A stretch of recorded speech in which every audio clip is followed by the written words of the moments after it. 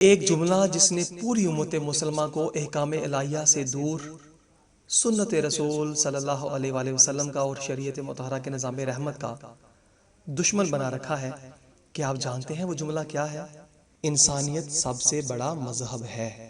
جی ہاں، یہ وہ جملہ ہے جس نے پوری امت مسلمہ کو کافروں کا غلام بنا رکھا ہے۔ انسانیت کی خدمت بہت ہی اچھا اقدام ہے، بہت مقدس فریضہ ہے اور بہت ہی قابل تحسین عمل ہے، مگر اس جملے کی اصل حقیقت کیا ہے؟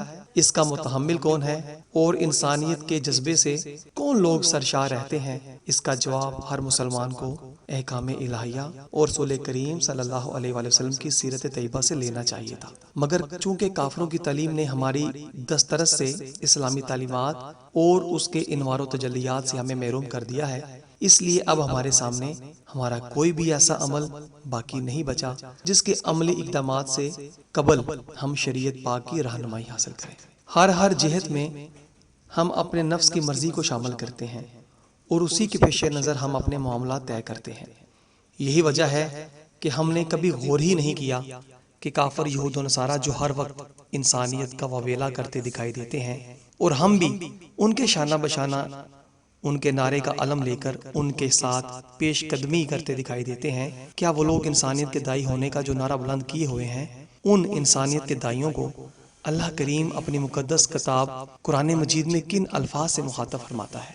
بس یہ اتنی سی بات اگر ہم سمجھ جاتے، غور کر لیتے، اللہ کریم کے کلام پاک پر ایمان کامل رکھتے ہوئے اللہ کے فرمان کو مان لیتے، تو یقین کیجئے خدا کی قسم، اللہ کی عزت کی قسم، ہم دونوں جہانوں کی کامیابیوں اور کامرانیوں سے ضرور ہمکنار ہو چکے ہوتے۔ تو جناب غور کیجئے گا کہ انسانیت کے دائیوں کو اللہ کریم اپنی مقدس کتاب میں کیا فرماتا ہے؟ جانوروں سے بدتر، جی ہاں، جانوروں سے بدتر فرماتا ہے اللہ کریم۔ اب جنہیں ہمارا خالق، ہمارا رازق، ہمارا مالک جانوروں سے بدتر فرماتا ہے، وہ ہمیں انسانیت سکھائیں گے؟ یہ ہمارے لیے ڈوب کر مر جانے کا مقام نہیں۔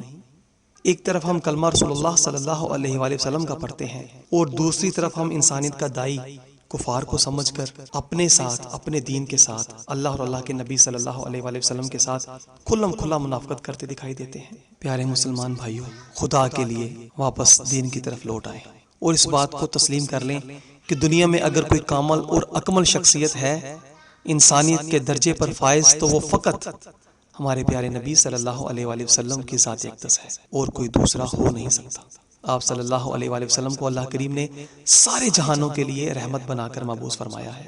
اسی لیے پیارے ساتھیوں، ہم اگر کسی کو انسانیت کا درس دے سکتے ہیں یا خود کو انسانیت کے مقام و مرتبے پر فائز کرنا چاہتے ہیں، تو اس کے لیے ہمیں فقط کامل اور اکمل شخصیت یعنی ہمارے پیارے نبی صلی اللہ علیہ وآلہ وسلم کی تعلیمات سے جڑنا ہوگا، ان کے احکامات اور شریعت پاک کی پاسداری کرنا ہوگی، ان کے اخلاق، اطوار اور طرز عمل کو اپنی زندگیوں میں اسی طرح شامل کرنا ہوگا جس طرح ہماری زندگی کے تار دل کی دھڑکن سے منسلک ہے۔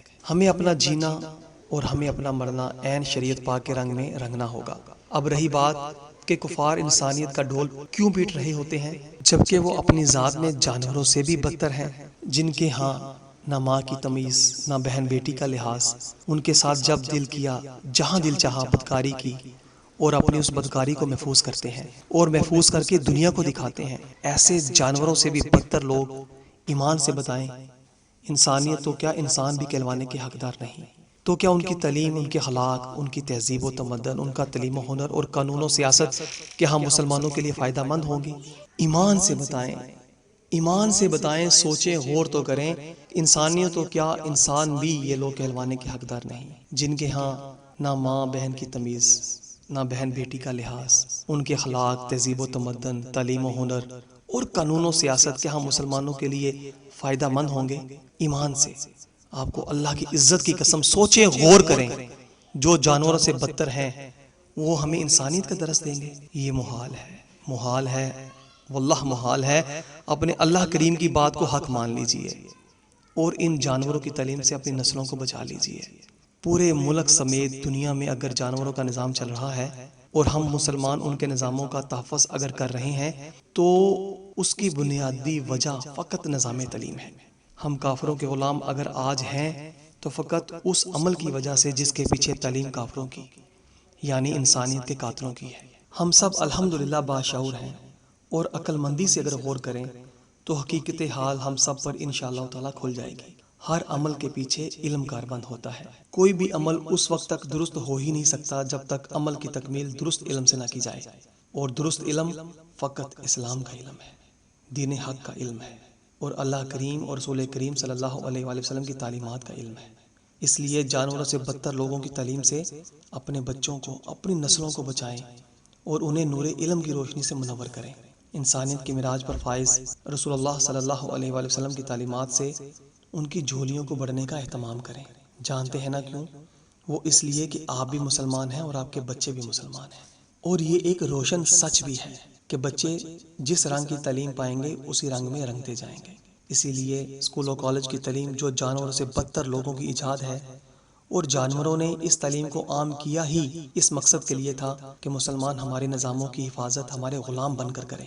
جی ہاں، ان کا مقصد ہی یہی تھا کہ مسلمان ہمارے نظاموں کی حفاظت ہمارے غلام بن کر کریں، جو آج کے دن تک ہم سب کر رہے ہیں، اور ہماری نسلیں ان کے نظاموں کو تحفظ غلام بن کر کرنے کے لیے تیار ہو رہی ہیں اور ہوتی رہیں گی جب تک ہم اپنے بچوں کو تعلیمات اسلامیہ کے نور سے روشن نہیں کریں گے۔ مگر اس کے لیے شرط یہی ہے کہ ہمیں جانوروں سے بدتر لوگوں کی تعلیم سے اپنی نسلوں کو آزاد کروانا ہوگا، ان سے دور رکھ کر ان کی پرورش کرنا ہوگی۔ اللہ کی عزت کی قسم، اس کے سوا اور کوئی حل نہیں، کوئی حل نہیں، کوئی حل نہیں۔ جب قوم بچوں کو سکولوں سے نکالے گی، تبدیلی آئے گی، تبدیلی آئے گی۔